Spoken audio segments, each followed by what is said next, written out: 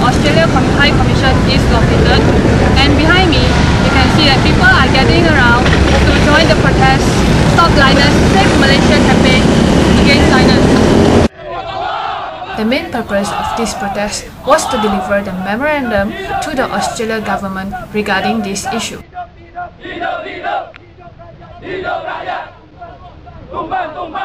We already declared that Linus have to leave before 31st August of this year, so that our Independence Day is celebrated with liberty for our children.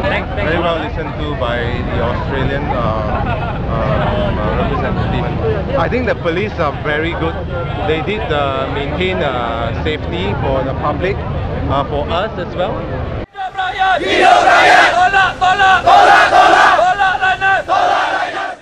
Berapa orang dari Kuantan datang ke proses hari ini? Ini daripada Kuantan 5 biji buah. 5. We came in with 5 buses from Kuantan, roughly around 200 people, and 1 month before Linus start operating, we'll be having a big demonstration in front of the Pahang State Secretary building at Kuantan. Everything in Australia is supposed to be very clean, so why are they bringing waste to some other country? Will the government give the people what they want? This is Mei Ling from Monash University signing off.